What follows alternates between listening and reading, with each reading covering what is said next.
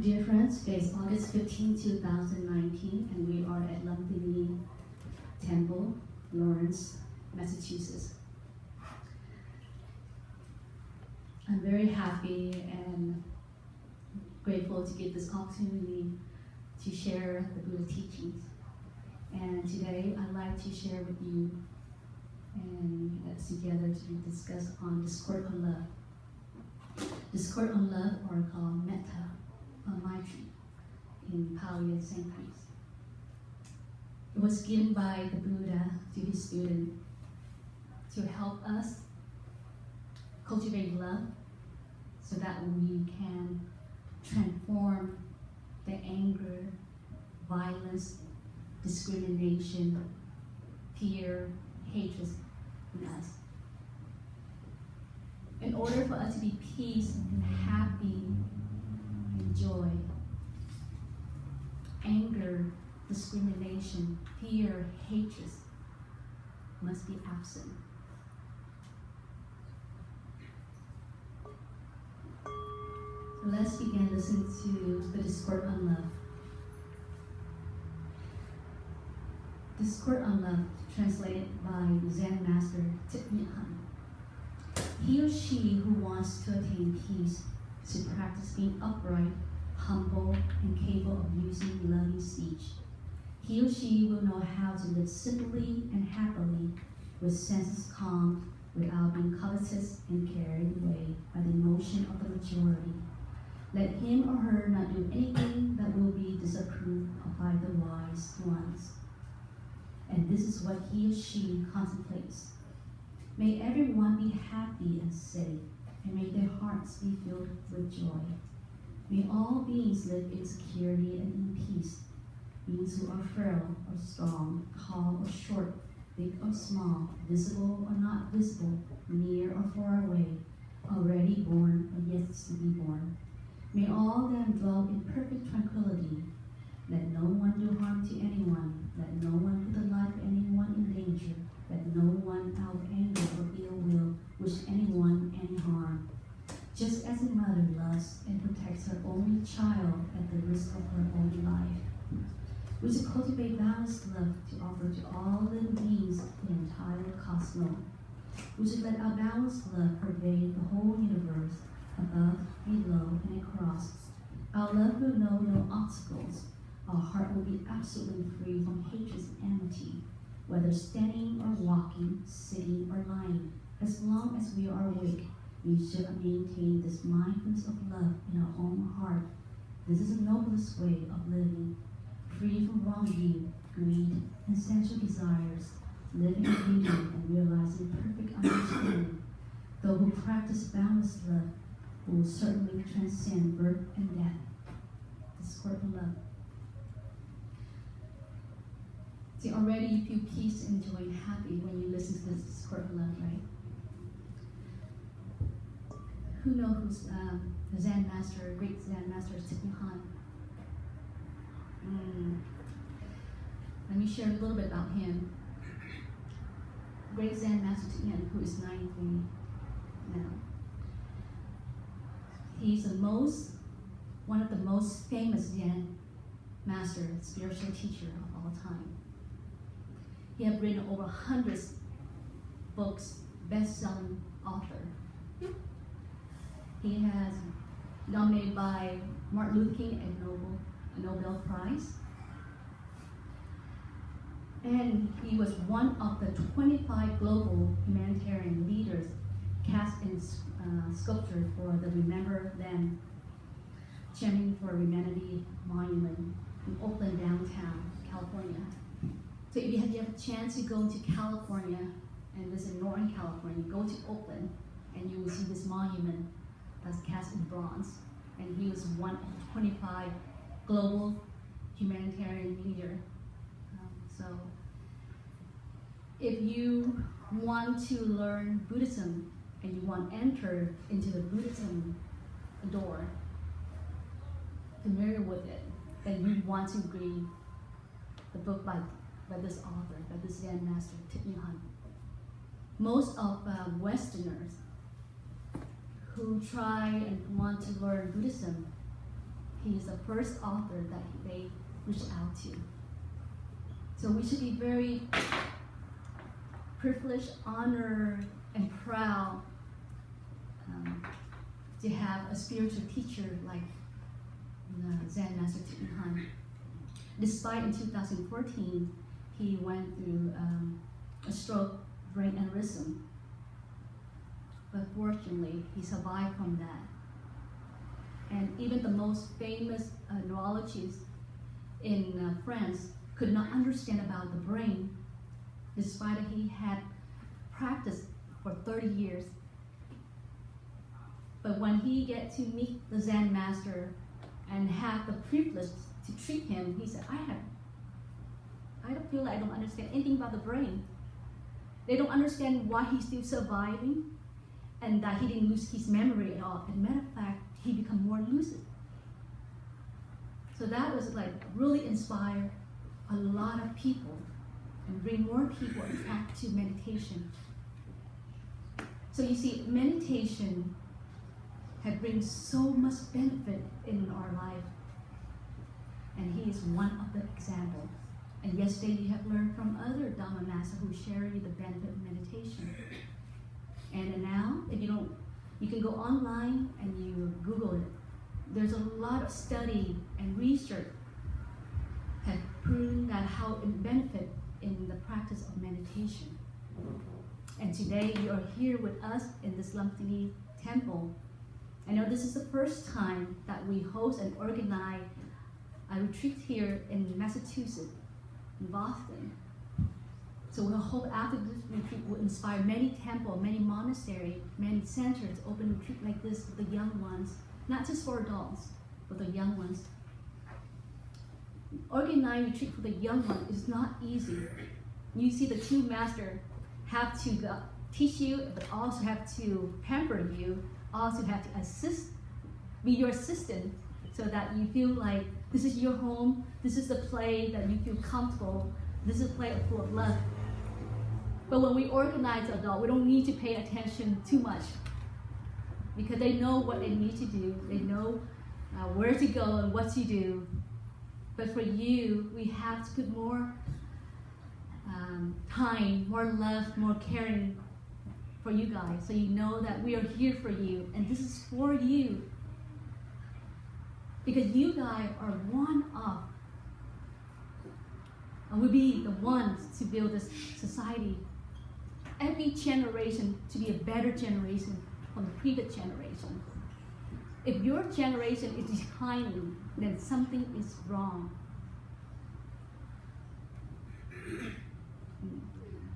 So today, I'd like to take this opportunity to share with you Discourse on Love. This is the basic of the teaching of Buddha, but it is the center, essential of the teaching of Buddha. Because without love, there is no understanding. Without love and understanding, there's violence, hatred, discrimination, fear, hopeless. And I feel that our society are kind of leading to that direction. And that's a shame. Especially the technology is very advanced nowadays. So which means you guys must be more smarter than me and the previous generation. So what is going wrong? So each of you have to question yourself, but don't blame. But question yourself, what can you do to help yourself and to help the other person who is not at peace? Can make this place a beautiful place, a safe place to live, and to be inspired by many other countries.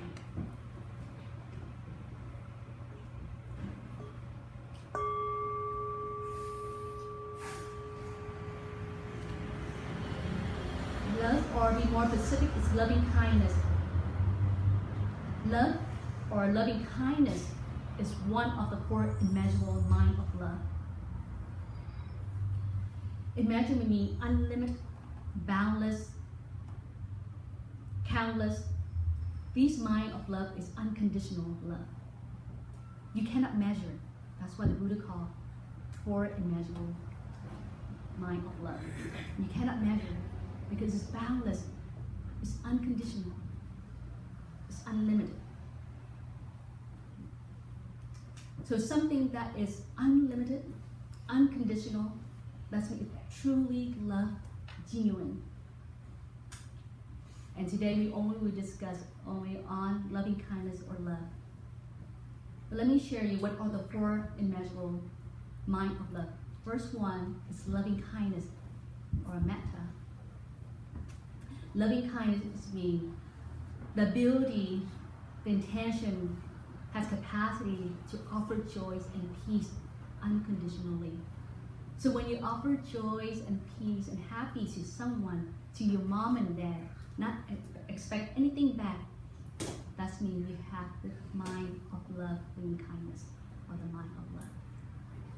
But when you offer love to your mother, and hopefully she gives you $5 bill or $20 bill or taking you somewhere, so like you ride first, then that is not love. That is selfish love, because you do it for yourself to get what you want. But when you offer love and joy to someone, you don't want to expect anything back.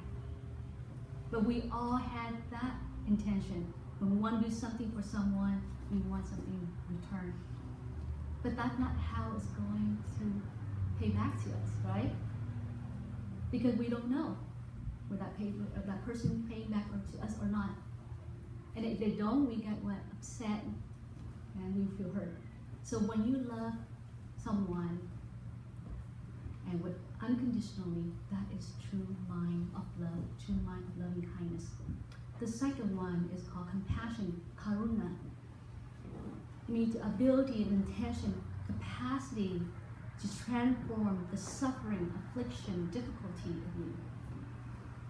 So when you have a problem and you're not feeling well physically or mentally, and you're taking care of this body and this mind, and you transform that pain, that suffering, that affliction, then you truly have compassion for yourself. But when you're in pain and suffering, like for example, you have a toothache, and you ignore it, you take a medication and you continue eating candy, then that is not called compassion for yourself. When you have a toothache, you gargle with salt water, you stop eating candy, you start brushing your teeth, you rest. That's called compassion. That's knowing how to transform suffering and pain. Or when you have a friend who is in suffering, who is feeling pain and hurt, you come and you comfort him or her, and you offer help. Not just 1 minute, many minutes, many hours, until that person is able to heal and to transform his or her suffering. Then that's when you have compassion for others. The third one, true mind of love, is called joy. A feeling of joy and delight and praise when you recognize someone doing a good performance, a good deeds. There's no jealousy within your heart, but only feel joy and happy when you see someone perform good deeds. Normally when we see someone who is better than us, who perform better than us, we get jealous, right? But joy is me, you're able to accept that person. Not just their accomplishment, but their weakness as well too. Their weakness is also a lesson for us, because we're lucky, we feel like we're fortunate that we were able to raise in a family who care and love us. We were able to join retreat like this. We're able to have the practice to take care of our body and mind. That's why we're able to feel joy and happiness and peace. Where other person, he doesn't have that opportunity like us. So that's why he act and say and think in a negative way. And if you see him and her like that, and you were able to offer joy and showing him or her the right way, the right path to transform his difficulty or her difficulty, then that is truly a joy. a mind of joy. And the fourth one, the mind of love, is equanimity, meaning non-discrimination, non-attachment. Letting go, treat everyone equal. Now this is very hard, to treat someone equal. If you're my friend, I like you. I play with you, I compliment you. But if you're not my friend, in other words, I'm my enemy, I hate you. You short, you fat. Everything about you is unacceptable, right? But so how do we train to have that equal mind? You have to do with it, train your mind with loving kindness, train your mind with compassion, train your mind with joy. When you have the three elements cultivating, then you have the result of equanimity, a mind of equanimity, a mind of equal mind, even-mindedness. You treat everyone the same, whether black or white, yellow, Asian or Hispanic or Caucasian. We're all human beings. It's just the appearance is different. Our blood is the same color, red. Nothing underneath that skin is all the same. But we blind our mind, we blind our thinking, is because we don't have the joy, the love, the compassion, understanding. And the Buddha said this is the highest stage of mind, equanimity. Free from wrong views. And the Buddha said this statement that I always use as my mantra. All views are wrong views. That's what in America we have a line called what? Point of view. Point of view is at this point it could be the right view for you and to someone, but the next point is not going to be the same. So you have to be very flexible, very intelligent, very smart, very open-minded in order to view and to be accepted by everyone.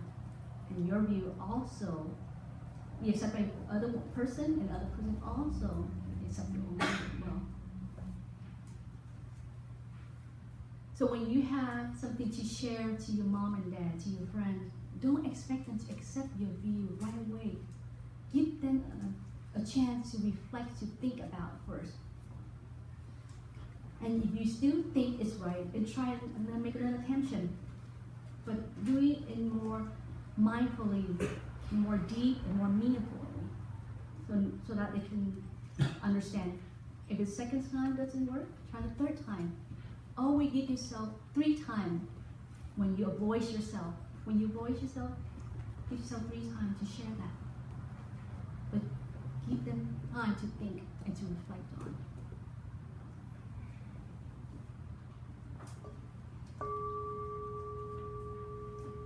So like I said today, we only cultivate and discuss on the mind of loving kindness. The Buddha said, but in order to attain peace and happiness, one must needs cultivating loving kindness, compassion, understanding. In order to cultivate peace and happiness, we have to cultivate loving kindness, understanding, peace, in order to have peace. Those are the elements that we need to cultivate in order to do peace and happiness. Because when we are not at peace, we act, we say, we think negatively. Our words might hurt other person's feeling. Our act might get into accident or violence. Our thinking might be depressed, fear, hopeless, lack of confidence, despair. So when you are not at peace, when you're not happy, and you begin to talk or to say something, you can hurt someone feeling without being aware. That's for sure. You might say something that is so hurtful, that person might remember forever. He might not forgive you if that person doesn't have the practice. If he had a practice, he might cultivate and say, because she's not happy and he's not happy, that's why he or she is saying that. So when you're not happy, come back to your what? To your breathing. Take care of your mind first. Don't say anything. Don't say anything to your mother and dad when you're not happy. If your mom and dad say something, then you politely respond. But say, Mom, I'm not happy. Can I not speak at this moment? You have to let them know the reason, especially your parent. And they are older than you. You have to show respect. Even to your younger sister too. They're younger than you. You have to show respect too. Yes? When you're not happy, you tell her that, John, I'm not happy. Please leave me alone. I'll talk to you when I'm happy. Being the polite. Show your politeness. You're a Buddhist. You come to retreat. So you should be polite. Or when you're tired, your body's tired, and you feel pain, and you're off from balance, then don't do anything. Come back to your and relax.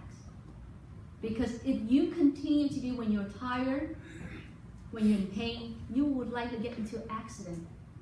I see people who is very tired and get into the car and drive on the road. What happened? They crash. I see someone as my monastic brother who is tired. He just cut into a small little branch and it's only about what? 5 feet. Fell into ground and were not able to walk. Just a small little branch, it's only 5 feet. But because he was tired and he was careless, fell down, he get himself hurt. That's just, and then I'm sure there's many other examples. So when you're tired, when you're in pain, take care of yourself by coming back to your and relax. You guys are really smart. And when you're thinking,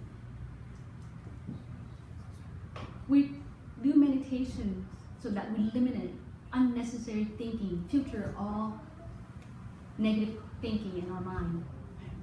The less thinking you have in here, the more freedom, the more peace and happy you will be. But if your mind is running here all the time, like a machine, you're likely to feel stressed, depressed.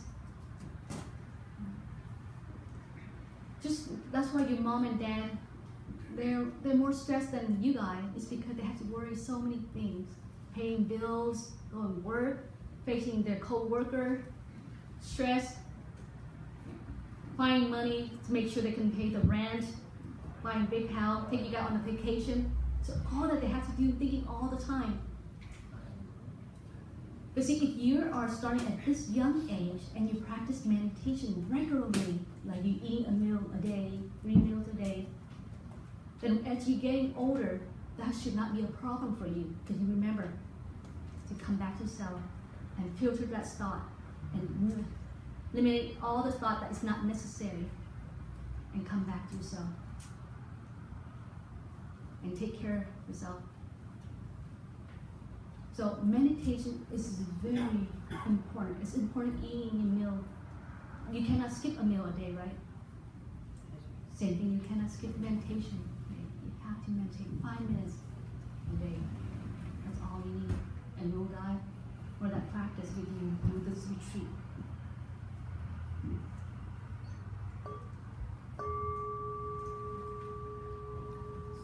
So let's be more specific, that you can see what's going on in the world today.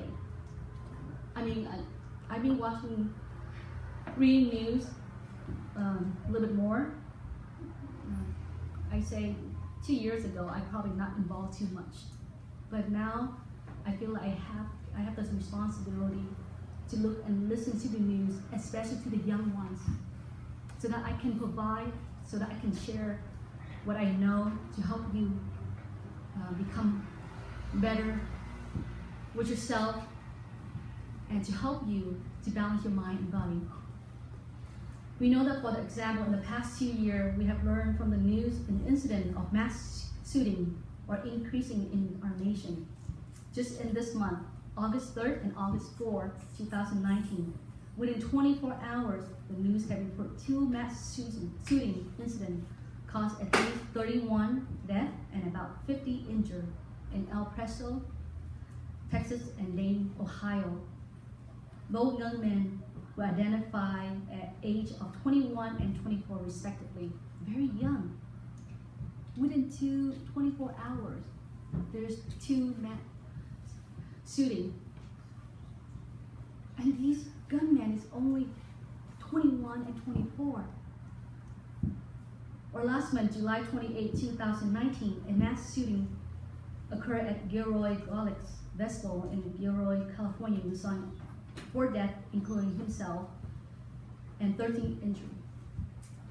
Gilroy is where I came from. That's just about 30 minutes from our headquarters monastery. In California is also my state that I was raised in. Or last year, you remember Portland shooting? Last year, February 14th, on Valentine's Day, right? 2019, 19 years old. And by the way, the Gilroy gunman with the incident gun in Gilroy, he's also 19 years old. And the 19 years old gunman, Nicholas Crew, killed 17 people and injured 34 people at Montessori Stoneman Nicholas High School in Portland, Florida, which is the state I'm living right now. And this was a deadly high school shooting in United States history. This incident has brought so much terrifying sorrow to teachers, students, parents, and our society as a whole. So again, he's only 19, Douglas. So see, when I read this news, I don't hate this young man. I feel love and compassion.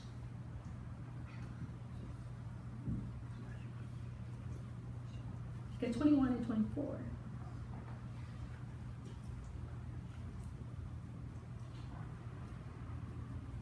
And 19 is very young.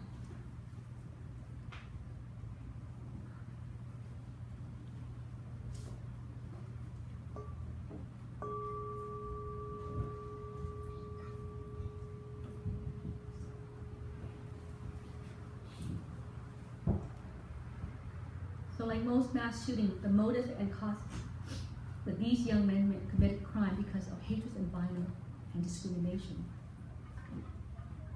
Now, just not these young men had hatred and violence and discrimination in them. We all have that hatred, discrimination, and violence in us. But what made us not make that commitment is because we have the practice. We have the teaching. We have the guidelines from the Buddha to guide us in the right path. We have our parents taking care of us. We have a monastery like these to help us, to take care of ourselves. Because the Buddha said that in us we have negative and positive seed, wholesome and unwholesome seed. And we just wait into the right condition to that seed manifest. If we are around with unwholesome environment, and if we involved with movies and games and internet, social media, in a negative way, then we become a negative person. We water the seed of hatred, discrimination, fear, hopeless, lack of confidence. Because that's what we're around with. And we have that seed as. So now we just water it and that's its growth. Just like when you plant a tree and if you water it, a water for a life, and that tree grows as beautiful tree and produce a lot of fruit for us, right? But if you water bleach and you don't add fertilizer, what happens to that tree? You kill the tree. So if you're in an environment like this, going to the temple, going to the monastery, attend a retreat, and stay away with violence, and play only game that is rated for you. Don't play game that rated T or M, because there's an inappropriate language and violence. It stimulates the negative seed in you. Because you are not Buddha. We all are human. So we know that in our human mind there is a negative and positive seed. There's wholesome and unwholesome seed. If we water in the wrong environment, we are in big trouble with ourselves. We might commit a crime like these young men, who is also a victim to his own unwholesome mental formation.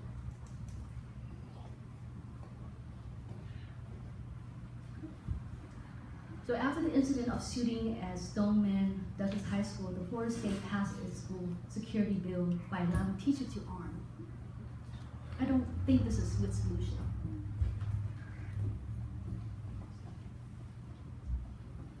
And they think bringing this solution, allow teachers to be armed, is going to prevent the shooting on school campuses. But I don't think so. And I'm sure most of you don't think those as well. Because the Buddha said, when violent, you add violence to it. You just add more flames, more fire, more hatred. We need to find a better solution. Because teacher or educator, they are not trained as security guard or law enforcement.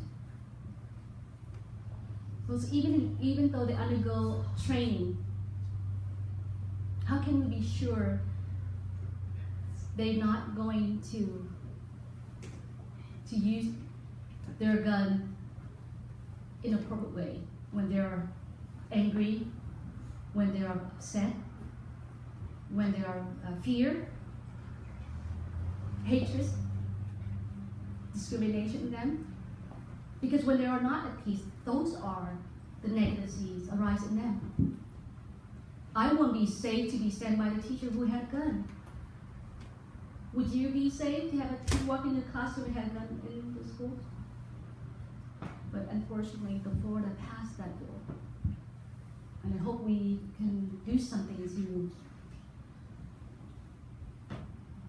veto it, to not let it pass. Because in the past, in the history, we see that even a law enforcement officer had fired a wrong person through hatred and through discrimination. They are training as a law enforcement, but yet they had treated their own weapon in a wrong way. Now, I don't hate that, please. I mean, being a law enforcement is a tough job. I have several law enforcement when they want to take that course. They came to me and do an interview, and they asked me, what should we do to help the law enforcement to feel safe, to feel more secure, and to protect the citizen at what their job had labeled them? I said, bring meditation into the office. Everyone should have the purity to the meditation.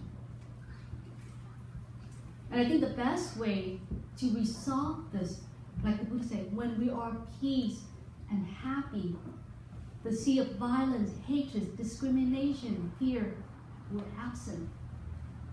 When that absent, we are truly peace and happy. And how do we have that resolve? The result of peace and happy is by breathing in the technique of relaxed meditating.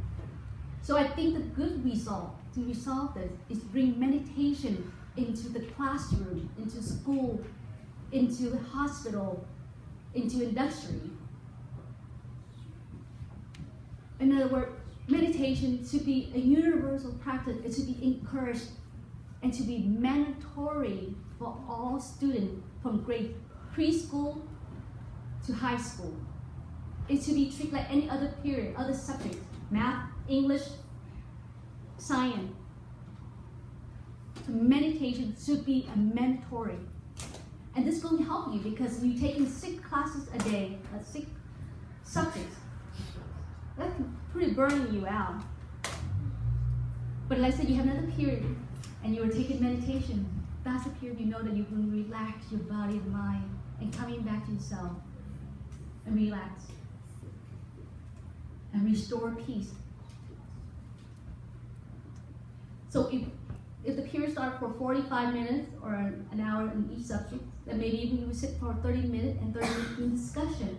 It's always best to speak out and to talk and to share and someone listen and to provide that. We could invite monks, and we had a lot of monks who speak English so well nowadays. We might not have to come and speak about Buddhism, just meditation alone. If you feel like intimidated by the label of Buddhist, because meditation is a universal practice. It had before the Buddha come to this world. But why people related to meditation so much in Buddhism when we think about meditation? Because Buddha emphasized that practice so well, so highly in the level of awakening. Where meditation originally in that, it's just like yoga practice to be peace. But Buddha will go beyond that, to awaken your mind, to liberate from wrong views, to cultivate compassion, love, understanding. It's just not about, relax your body and calm your mind only. But the Buddha emphasized further than that. That's why when we hear the word meditation, we all relate it to Buddhism. So you guys should be the one to encourage your school board to bring meditation as a mandatory into your classroom. It will help you a lot in life. You'll be successful, but also happy if you practice meditation.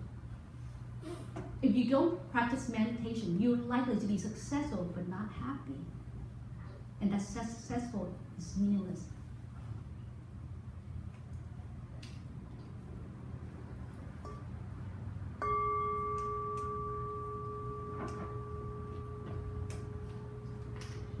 So living in a society that advances in technology, like America, can give it a privilege to expand our learning, our creativity, and can help us connect and motivate one another in the most positive way if we apply the electronics device mindfully as the intention of original purpose of technology that was built for us to use.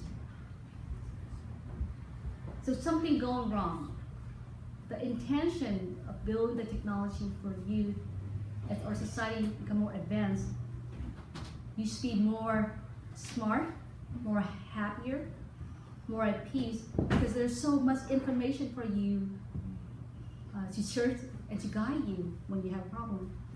Like for example, when I'm sick and I don't need to go to a doctor, I just go on YouTube and Google it. Why am I feeling like this way? I find the answer. But then some of the answer it can be very silly too, I agree. But then I have my own practice and balance it out. So I don't just use one source to depend on it, but I also use my practice and my experience to find the right result for that problem.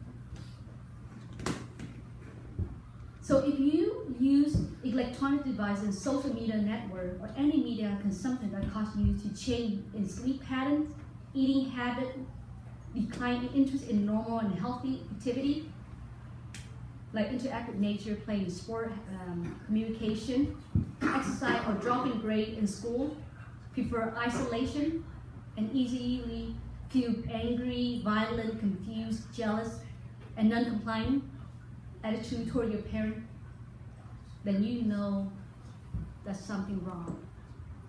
You need to turn off your phone, you need to put it away, and go and do what? They do what? And sleep.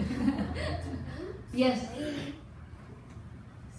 And it, statistics show that teens spend 9 hours using electronic devices.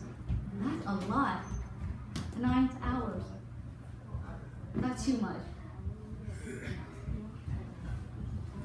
So if you're using electronic device and you get on that and you are doing something going wrong, you're not sleeping well, your sleep pattern change, you sleep late, and you wake up very late, your grade drop, you don't want to talk to anyone, you isolate yourself, you don't want to involve with sport, nature, connects you to people, and communication with someone, you argue back with your mom and dad, you show the feeling of always feel unease and disturbance in you, then you are using the tool in the wrong way. That's not what it intends to do. Technology is intended for you to motivate you in learning, become more creative, and motivate one another to live a more positive and productive life. So when you go on Facebook, make sure you post things that motivate other people. And don't expect there are a lot of likes. Because there's a way to that more like pulling up. You can either marketing, and the Facebook will spread more of your posts to other people, and there are more people like it. Or when you like someone, they like it back. So the more you like someone, the more like you back. So that's when you always be on the Facebook and have to click like. So when you post something, the people that you click like, they can like it back to you. I don't play Facebook, but I do post something on Facebook so people know a monastery. And I have one is personal and one is business. Now the personal, even though I didn't go on Facebook a lot and not put like on someone, but people who look at the personal Facebook, they feel this is motivation and this is positive way of leading the monastery, so they put a lot of like. But whereas the business, very little. But when I did experiment. I promoted. Then from 24 rate to 50, for example. So even though people don't mark your like, but there's a lot of people who watch your post. As I have received email, letters, and saying, oh, I like your monastery. I like how the monastery had this beautiful scene, and I'd like to take my children to it. But I didn't recognize these people on the like part. So see, there's a lot of people watching Facebook, but they feel they want to hide their identity, or maybe because they're not familiar with the word like, or they maybe not necessarily for like. So always, when you post something very motivated, and don't expect and then a thumb like up.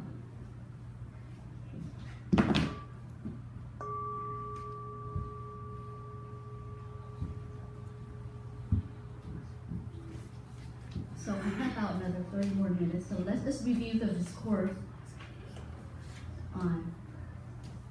So we can practice. So all that was just introduction, unless you see the pro and con of not, the pro of practice meditation, the result of the positive, and the con when you've not meditation, what's going to happen to it. So here's clearly how we can practice, cultivate loving kindness. We know that in order to be loving kindness, we have to do something about it. And we know that loving kindness is present, then the hatred, anger, discrimination absent. But how we can cultivate these seeds of love, compassion, joy, and equanimity. Not just for love in this sport, but if you practice well, you can have compassion and joy and equanimity at the same time. So let us look at the first paragraph. The Buddhists say that a person who is peace is a person who knows how to live, or being upright, humble, and capable of using loving speech. Upright, humble, but know how to use loving speech. Upright means honest, straightforward. If you're honest, you're straightforward, it's not polite, then that is not humble and that's not knowing how to use loving speech. That's not a true person. So your politeness to go along with your upright, your honesty and your straightforward. So let's say if someone, your friend asks you, does this look, or your sister asks you, this look good on me, and you say, no, it looks ugly on you, even though you know it's not, then you're not being upright, humble, and using loving speech. And then you know at that time you're not at peace, for sure. Because if you're at peace, someone come up to you, this dress look nice on you, you say, let me see. You pay attention to her, you look deeply into her dress, and you pay attention, even though it does not look like you. You have to take a moment to examine again to see if your view is the right view. That this dress does not look right on her, and you say, I think if you try, how about try this dress? See what it looks like, we compare. Now that's being upright, humble, and using loving speech. So I know, an honest and straightforward, that's a good character, but you need to apply being polite and humble, and make sure you're using the right speech. And when you're not at peace, don't say it, because you might hurt someone. And the next one, he said, he or she will know how to live simply and happily with senses calm, without being covetous and carried away by the emotion of majority. Living simply is being living happily with senses calm, without being carried away by the emotional of majority. Covetous means greedy, craving for something. Like living simple is being coming here in this retreat. Or you feel happy. You live very simple life. You live in a room with about 5, 3, or even more people, but you're still content. You eat vegetarian food. You don't use your iPhone or game. You play sport. But look at you, every one of you look so cheerful and happy and content and delight. You feel very happy when breakfast served, lunch served, dinner served, everybody getting lunch. Faster than coming to the Dharma talk, perhaps. But at home, your mom placed the food on the table and said, Jennifer, come and have food. And you ignore her. In a minute, mom, in a minute, mom, and in a minute, mom. By the time the next minute is an hour after that meal, the meal had not been eaten. Or breakfast, yet. Mom said, you have to eat breakfast. Because I know breakfast is good for your brain and good for your body. You have to eat my daughter, my son. I said, Mom, I don't want to eat breakfast. I have to go, I'm late. But here, what's going on? You're always waiting for breakfast, you're waiting for lunch, and you're waiting for dinner. It's because you live simply. You don't use the internet. You don't use your iPhone. You don't play games. You don't let those distractions pull you away in the reality world. You know that you are living here at this very moment at Lam Ty Ni Temple. You're in this retreat with a lot of friends, with other Dharma masters.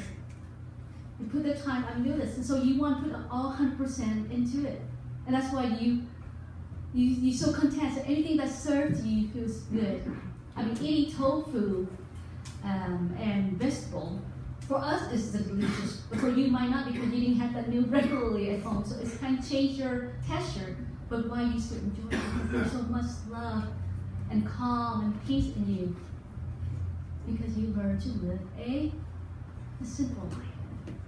And living a simple life means minimize your expenses. If you don't spend too much money on something that's not necessary. As a matter of fact, don't spend money on something that you already have. That's still good to you. If you can do that, that's called living a happy, a simple life. And not being carried away by the emotional or majority. But if you go and play games and get on internet 9 hours a day at the statistics show, you will lose yourself. and you be carried away by that emotional, by the distraction, by the violence, by the hatred, the discrimination in that direction, and you lose yourself. Your mom, your dad lose you. We lose you. You are very precious to us.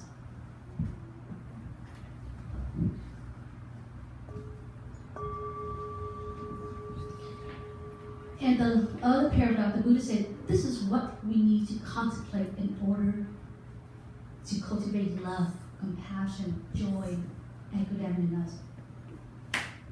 May everyone be happy and safe.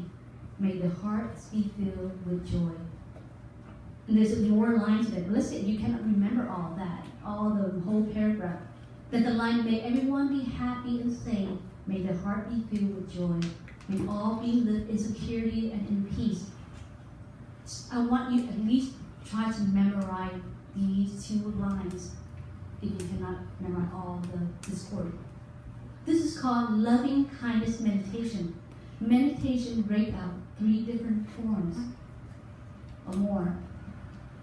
The most popular is meditation just to restore peace and happiness. Meditation to do the healing, called loving kindness meditation. Meditation to resolve the difficulty and find the solution, which means looking deeply into the problem and finding it. It's called vipassana meditation. But with any form of meditation, we need to stop. It's called samatha. We need to stop everything. We need to stop our action, our thinking, our speech, to come back to ourselves. Someone earlier told me that I'd like to do meditation called walking meditation. I think that's good. But walking can be distracted because you are viewing, while you're walking. What if a beautiful girl walk by? You pause and you look at her, right? And you forgot where you are at that moment. So you see, walking meditation or other form is just to help you help you before you do meditation, but sitting meditation is an effective way. Because you're not doing anything, so therefore you're not distracted by it. So therefore it's easy to focus in yourself. So when you are hurt, when you know someone is not happy, you need to do this loving kind meditation. You establish your sitting meditation, you recognize in and out breath when you calm your mind and relax your body. Then you begin to recite this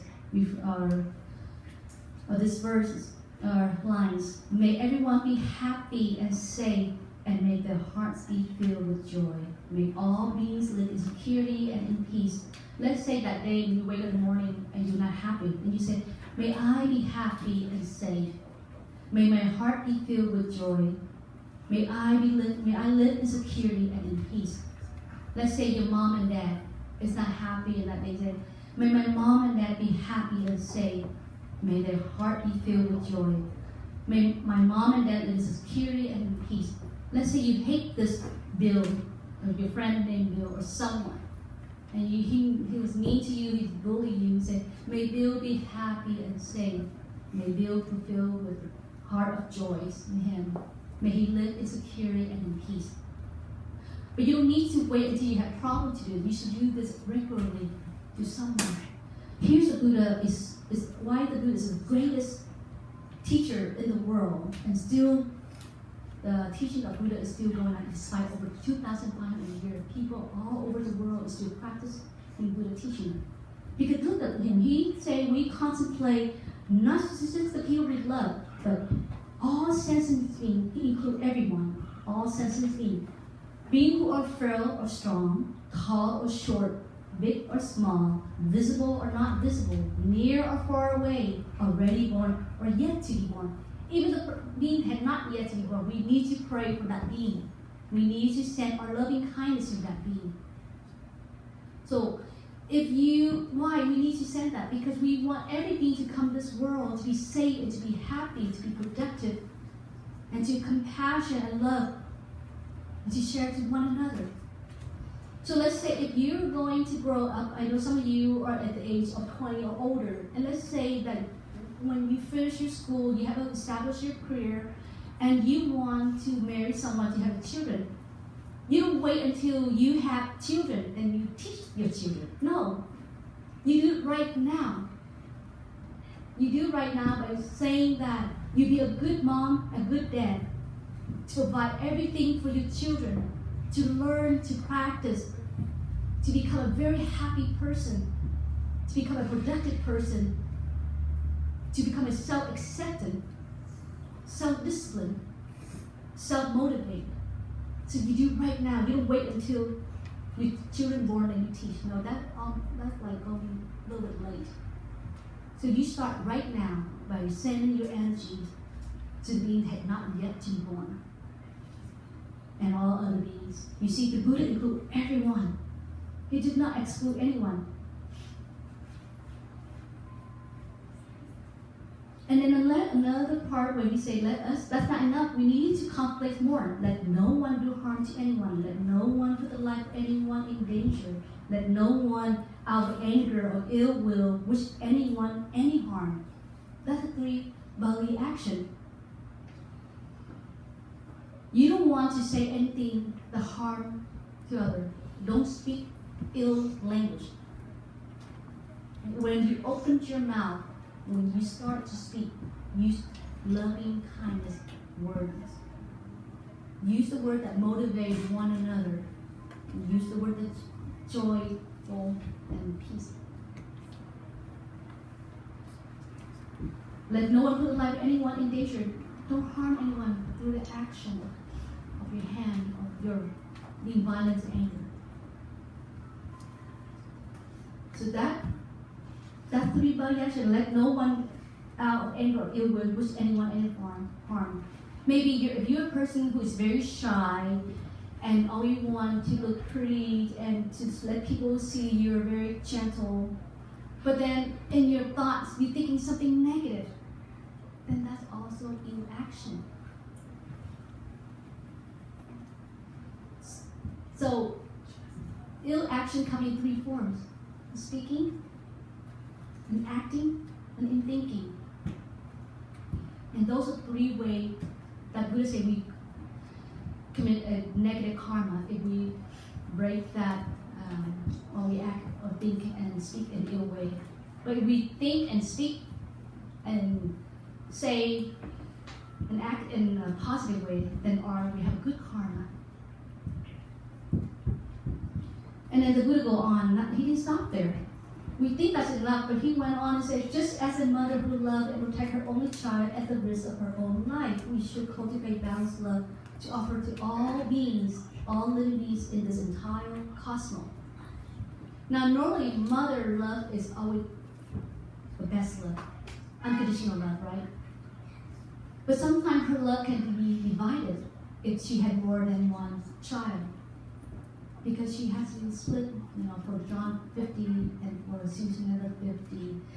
And if she have another child, then she has split in 3.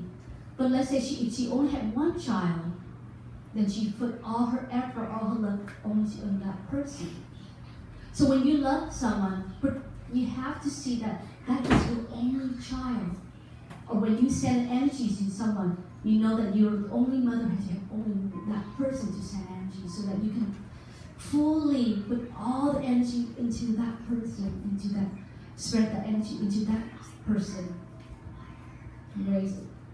Because when you have more than one, your mother had more than one child, her love has to be divided. And sometimes you say, okay, if John is not nice, I'm going to give him my will. I'm going to give him to Susan. So she doesn't care, because now she has Susan, but that she depend on the love that she can receive from. But when she only had one child, like John, she had no choice. If he does not behave well, then she tries to do all she can, in her own power, to make sure he becomes a good person. And she's kept trying and trying, but if she had more than time, maybe she would try only in certain, and at some point she has to give up. But not with one child. So the Buddha said, we have to contemplate that just as a mother loved and protect her only child, one child. So when you, with your mom and dad, that is only mom and dad you have with you. You bring all the attention, all the love, all respect to them. feel the treasure, the precious, as being their own son and daughter. And feel the treasure and precious of being an older brother, an older sister to your younger siblings. So we should, he continued, we should let our boundless love pervade the whole universe. Our heart be absolutely free from hatred and enmity, whether standing or walking, sitting or lying. We should maintain this mindful love in our own heart. This is the noblest way of living. So whether you're standing, walking, sitting or lying, talking or thinking or acting, or whatever you do, the mindfulness of love should always in your present moment. So love, compassion, joy can be possible, to be right here at this very moment in your own heart. Then, only then, you have the energy of love, the true love to offer to someone. And this is the noblest way of living. And if you can do this, you will free from wrong views, greed, and sensual desire, living in beauty and real life, perfect understanding, ultimate wisdom. You have liberated. Those who practice balanced love will certainly transcend birth and death. Now, I know the teaching of Buddha used in his time is for monks, monastic only. But we can apply this. If we cannot in the ultimate state, at least we do, practice as much as we could to cultivate the peace of love and understanding within ourselves.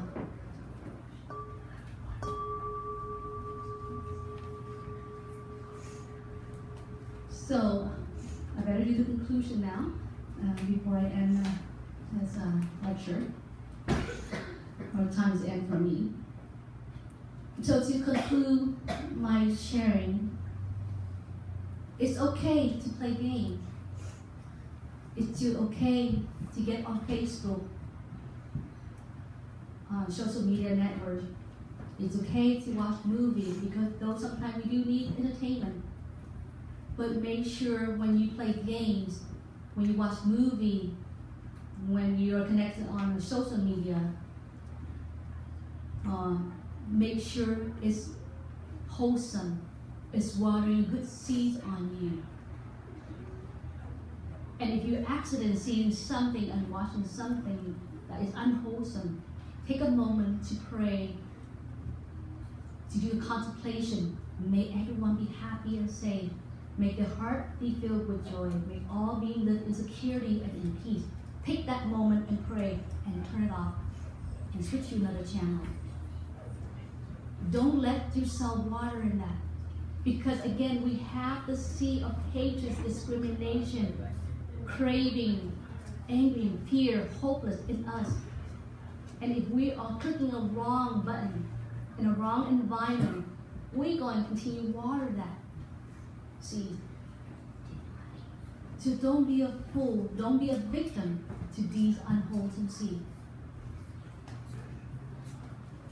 And if you play a game, or you said your grade dropped down, you're not eating healthy, your sleep patterns change, and you disconnect yourself to your family and to the world, and you isolate yourself, then please, you should not use that anymore until you find the balance of your body and mind.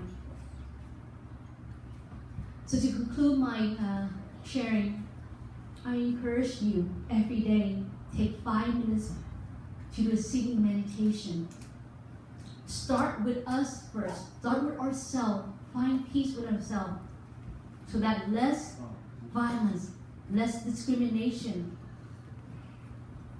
in this society, in this world. Start with ourselves. We don't have to do anything. We don't have to blame. Just start with ourselves. And if you have the chance, share that with your friends. Share that with your school. Like I said, ask your school board to bring meditation into the classroom as a mandatory subject. And then the next thing I invite you, your loving kindness meditation. Memorize these verses. Again, may everyone be happy and safe. May their heart be filled with joys. May all be lived in security and in peace. Memorize that. That is so easy for you guys. Repeat over and over every day. And you change that to whoever you want to send energy to. And that day you want to do all volunteer, everyone. Everyone, that includes you, including your parent, including me in there too. Include all the Dharma master here as well. And the third thing I want you to involve with sport, nature. Spend quality time with your parents, your sister, because you will go to college and you will have your busy world, busy life. You have that much time with your mom and dad. Spend time with them when they come home. Offer them a glass of water. Give them a hug. Clean the house. Keep your room clean. Prepare something for your mom and dad when they come home. You're old enough to cook. You're old enough to clean your house. When I was 8 years old, I had to do the clean every Saturday before I could get watch X-Men. That's my favorite movie. So I want you to remember that. Practice meditation regularly for 5 minutes. Doing loving kindness meditation every day for yes. And involved with sport and nature and family. Thank you so much for being so smart. Thank you.